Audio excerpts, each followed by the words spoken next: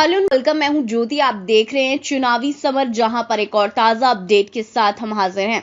राजरत्न ने कहा, ईवीएम हटे बिना धार्मिक आजादी को बचाना मुश्किल। राजरत्न अंबेडकर ने ईवीएम के खिलाफ किया फिर से हल्ला बोल। जैसे कि हम जानते हैं कि भारत के 5 राज्यों में विधानसभा चुनाव लगभग हो चुके हैं और इन चुनावों में भी ईवीएम का इस्तेमाल हुआ और इन चुनावों में ईवीएम को लेकर कैसी धांधली देखने को मिली वह किसी से छिपा नहीं है। वहीं 2022 में यूपी में भी विधानसभा चुनाव होंगे और सरकार के रवैये को देखते हुए ऐसा महसूस हो रहा है कि ये चुनाव भी ईवीएम से होगा। इसकी वजह से राजरत्न अंबेडकर इस कोशिश में जुट गए हैं कि यूपी विधानसभा चुनावों से पहले ईवीएम को बैन कर दिया जाए। वैसे भी केंद्र की राजनीति में यूपी का बड़ा रोल है, यानी कि केंद्र में वैसे दल की पकड़ मजबूत रहती है जिस दल की सरकार यूपी में होती है। इसीलिए राजरत्न अंबेडकर पहले यूपी से भाजपा का सफाया करना चाह रहे हैं, लेकिन ये उन्हें भी एहसास है कि ईवीएम के रहते यूपी से भाजपा का सफाया करना थोड़ा सा मुश्किल है। इसीलिए राजरत्न अंबेडकर ने ईवीएम के खिलाफ मोर्चा खोलते हुए ये कहा कि देश की जनता को किसी भी कानून से या फिर सरकार से टकराने से पहले ईवीएम के खिलाफ आवाज उठानी चाहिए।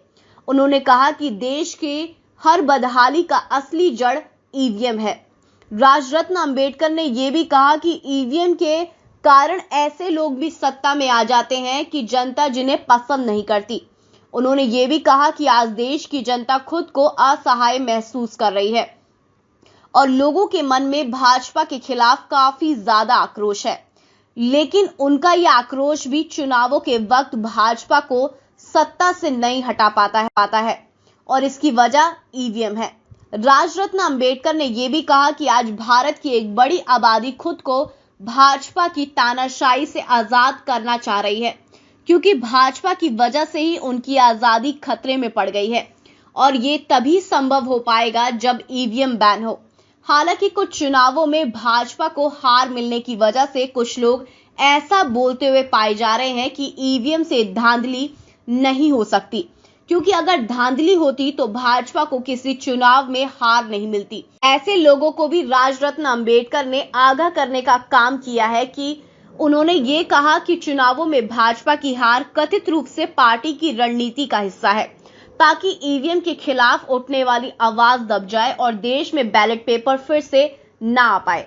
इस तरह राजरत्न अंबेडकर ने लोगों से बड़ी मांग करते हुए ये कहा कि भाजपा के साथ साथ ईवीएम के खिलाफ भी आवाज उठाए, तभी देश में लोगों के धार्मिक आजादी को बचाया जा सकता है।